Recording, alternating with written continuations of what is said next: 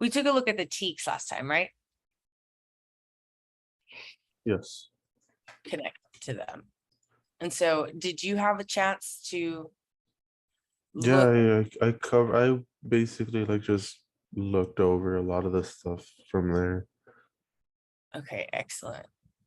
It was like I don't want to say it was brief, but it was just whatever was online and whatever was on the, where is it? That's what it was called. It was one of the links that you send from the drive. Oh, okay, yes. Trying to find it. It was like a long thing and it was just going over whatever was there. So, and this is kind of a good image, if you will. I'm going to draw on my own Oh phone. yeah, it's that one right there. The last one. Yeah, and that has a lot of these, like any of these standards that are within the TEKS that the students have to learn. You can look up that specific content in this document that has everything sort of written here. Have a guest. Yeah. But let me have the thing and I'll plug it in. Where's it at? Over there. Thank you. Would you like that? All right.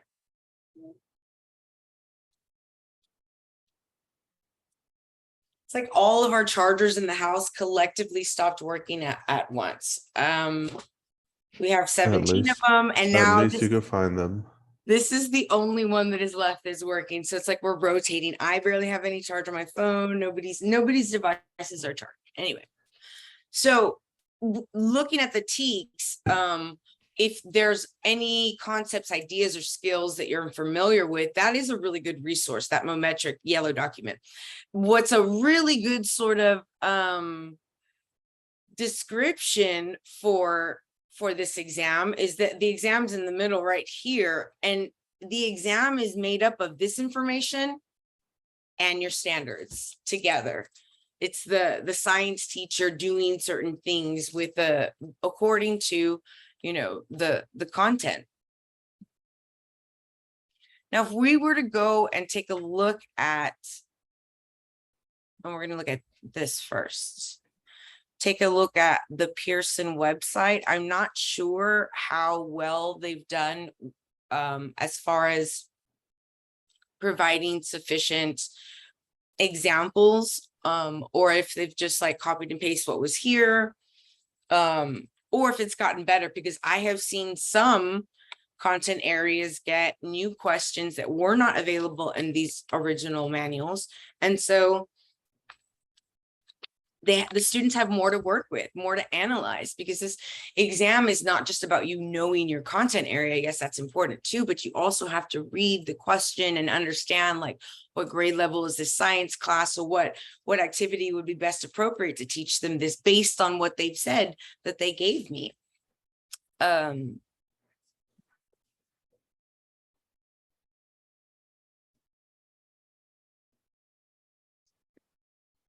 A lot of it, and I believe that we talked about chemistry and what was it?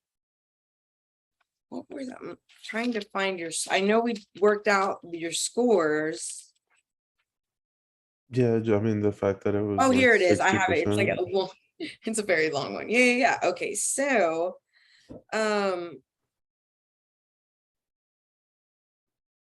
so you looked at those competencies that we discussed, that ones that were 60 and below. Yeah. Okay, awesome. Let's take a look at some of them.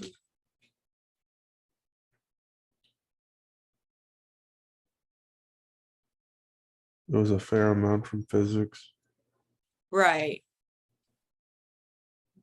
And you also got 50% on this particular competency. Like you did well overall on the scientific inquiry and processes, but the competency 3, you actually had 50%.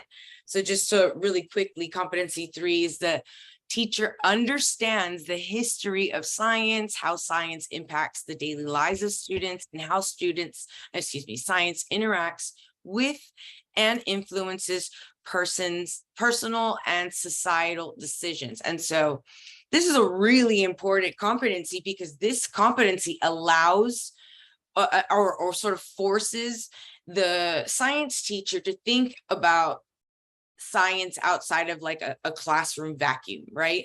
How does science really, like, what is science in our life right now? Science is so important in our life, and it's also under assault at the very same time. Okay, it's like never been more important for us to be like scientific, the scientists that work tirelessly to come up with the coronavirus vaccines and subsequent stuff, therapeutics, the stuff that they're doing to like mitigate climate change and heat disasters, all of that stuff, especially now, is so incredibly important. And what's especially important about this is that we know that students learn better, and that sort of that knowledge and that skill resonates and solidifies in their neurological pathways, creating neurological pathways, if they can see like how important it is to their daily lives or society at large, making that connection outside of class, where it's not just in a vacuum. We're learning about science, but science is like everywhere. Science is everything. So that's this one.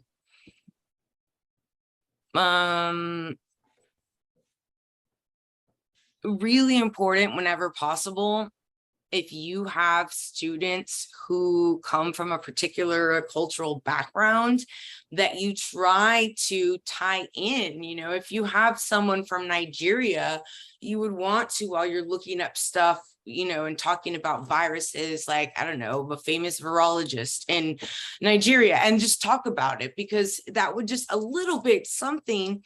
And then other people would be like, oh, well, isn't, Ekene from Nigeria? Actually, he is from Nigeria, Whoa, how did that information just happen? Very convenient information. Oh, yes. Yeah, absolutely. Very convenient information, but it's thoughtful planning, and that idea resonates. And then it's like, oh, very cool. Someone where I'm from is like famous for studying viruses or whatever. So those opportunities are learning opportunities in so many ways, and really like an opportunity to create like affirmation in students, and to show other students how like diversity is important. And everybody sort of, like, not every amazing scientist came from America. Like, there are so many scientists, all across the globe, who contribute to this like bulk of knowledge with which Americans can still, contribute to or whatever. But sort of this idea that like all sorts of cultures, from every culture, come with scientific innovation and contribution.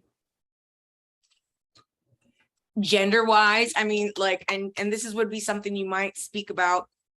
If I were a science teacher, and I was telling my dad earlier that, I think I want to go back to teaching and be a science teacher now. Like, I want to go and teach science. After we had our subject. Yeah, it's so much fun. I taught English language arts and reading for, ever. And now I teach teachers in all subjects, but and I just really honestly love teaching all subjects. But science is so very important. And like I said, I feel like it's under attack right now. I can't imagine that people would believe that scientists got together to like trick everyone. They don't even make that much money, and most scientists work like just grueling hours. Researchers, the researchers, like, it's sort of silly to think that I know some, I'm sure, make a lot of money, but not it's very few who actually do, from what I know. No, absolutely. Yeah. And most of it is not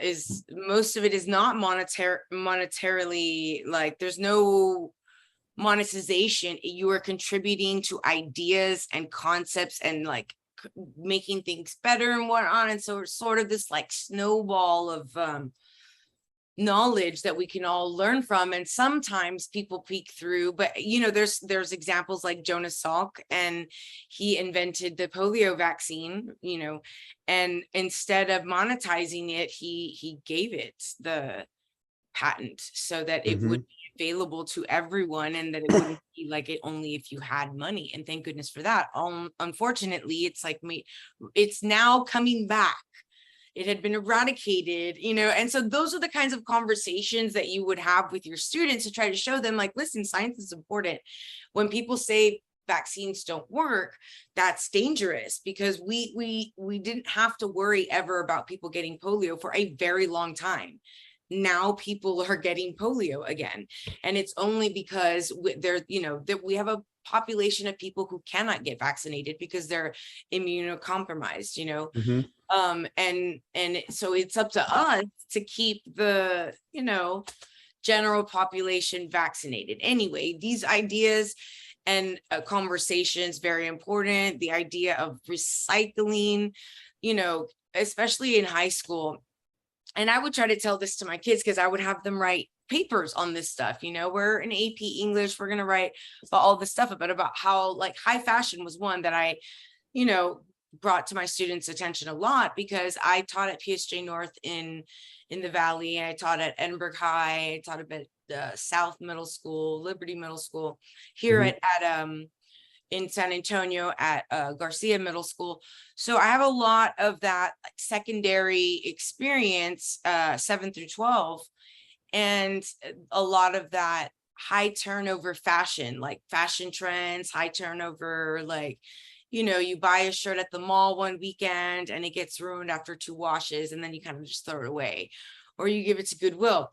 And the idea that this like cultural idea to maintain your fashion sense is literally killing the earth. There is like almost an island ball size of debris, and a lot of it is clothing that gets, and people have this disdain for reusing clothes, and it's a cultural thing. This is a societal thing, because I used to go with my friends and we would sit on mountains of clothes at Ropa Usada, and it was a cool thing. For us, it was cool to go find a vintage gem, but this was like in the 90s, so it was different then. And now it's like, ew, my daughter's like me, because my kids are like me because I raised them to be like me. But by and large, everybody's like, oh no, like never would I go looking for something that's used. Don't look up microplastics.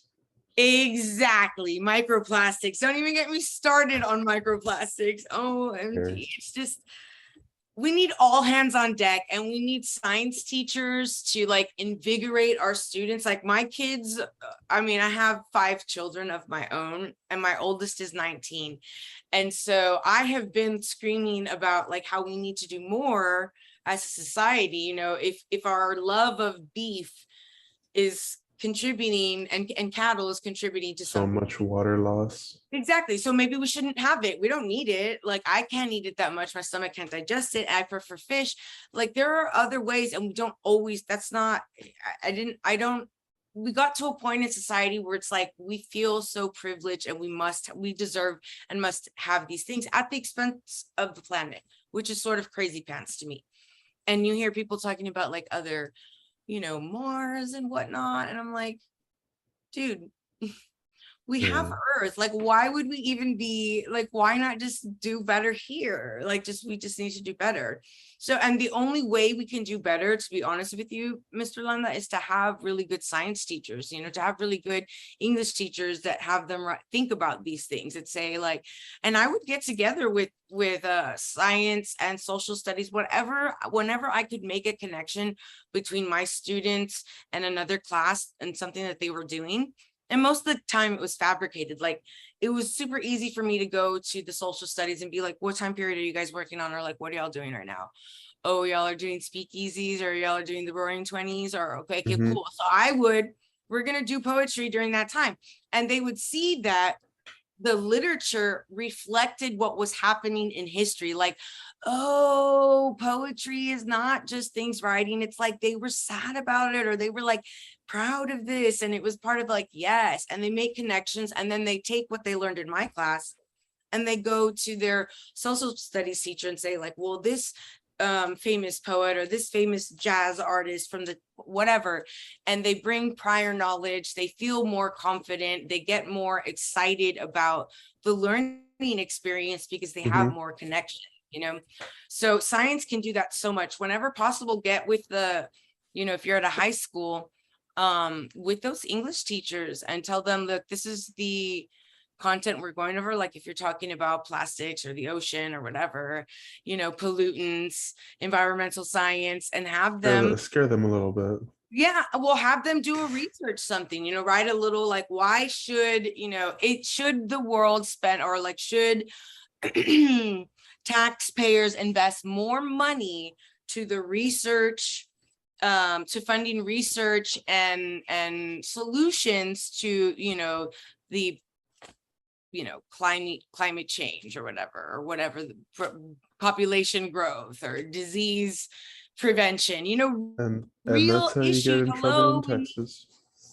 Well, it is how you get in trouble in Texas. And the thing is that, listen, if I had been teaching, oh my God, they would have thrown me in jail so fast. We were so like, we and our kids are so out there doing amazing things. It's amazing.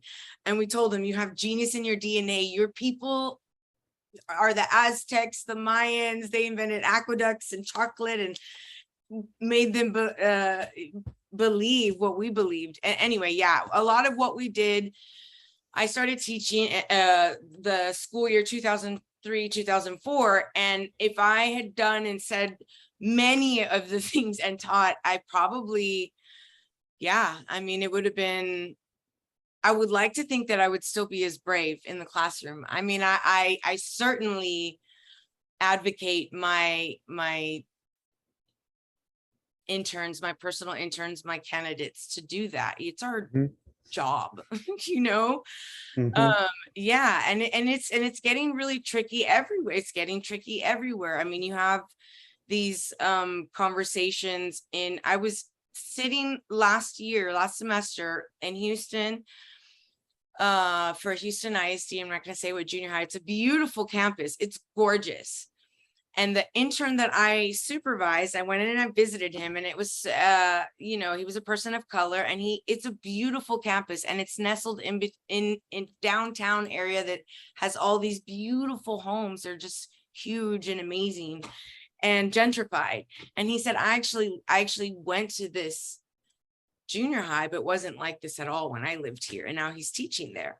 Well, as I sat in his class and listened to his lesson, in the textbook, it talked about one of the major, this is a Texas textbook, it talked about major contributions, and he taught it as a person of color. And I sat there as a person of color and took notes on it, like, you know, and sort of bit my tongue. That one of the main reasons was maintenance of land, territory, right?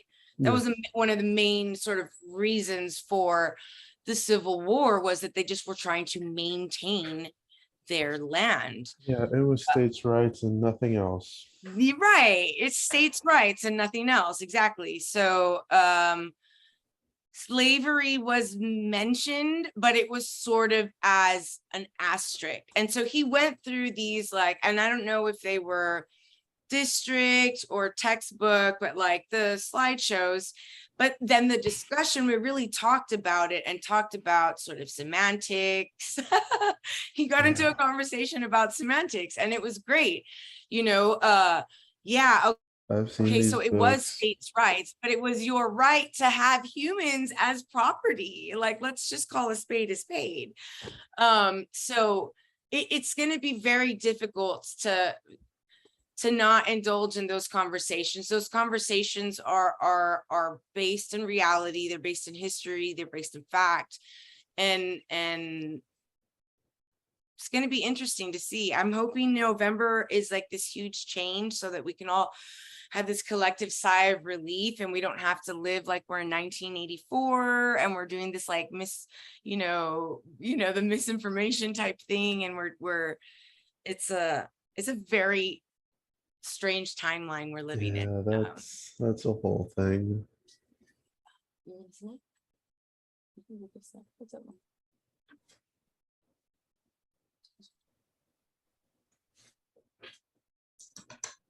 My littlest one. I told you I have 5, and this is the Yeah. 6-year-old. She's 6.5. High five. Yeah. 6.5. Okay, so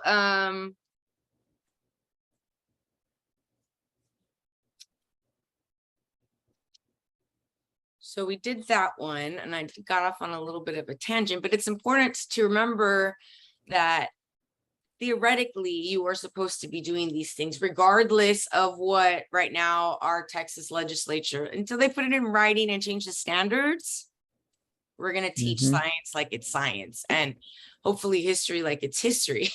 Mm-hmm. Okay, so physics and competency 4 was 100%, right? You I got, believe I don't have the file with me right now. I have it on my laptop. yeah, I think so. And then so competency 6 is the one. Yeah, so you looked over all of this, right? Yeah. Okay, excellent. I generally just went briefly over whatever was like horribly bad. It was like the zeros and the 50s%. Right. Like 9, I think it was. I will say online videos really helped. Which one?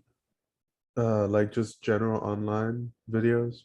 Oh, absolutely. And that's why I encourage all of my candidates and interns to utilize the TEKS, the competencies, but the TEKS, if you want to get like into the nitty gritty, the specifics of it, and just like whatever you're not comfortable with conversationally explaining, to look up those videos, because there are so many experts out there that can just like really articulate, explain with graphics and examples, to where you just see it, and as someone who comes from a science background, then it's an excellent refresher.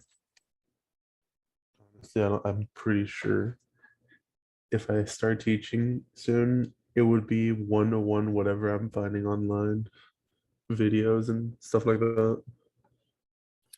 Yeah, I mean, that's what you do in the beginning, right? And then you're going to get so good that you'll look for different ones, like, oh, I want something that does a little bit differently. Like every year you'll get better at it. I told you I taught English language arts and reading, and so I did 7. I never taught 6th grade, but I could have taught 4th through 8 and 7 through 12, but I did 7 through 12, and I really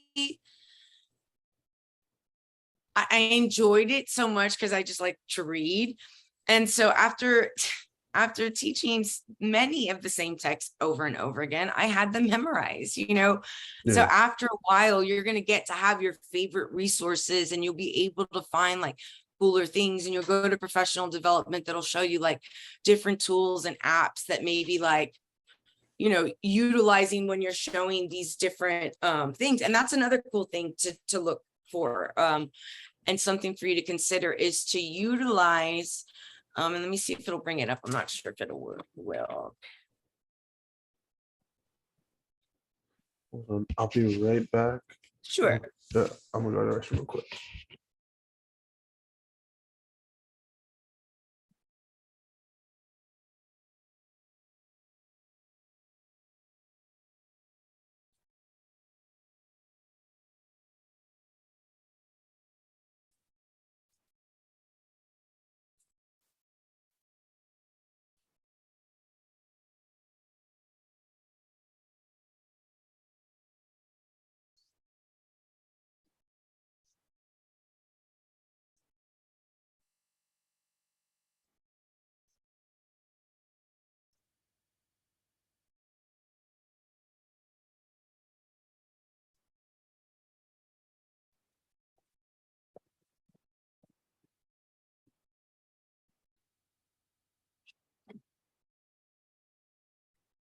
I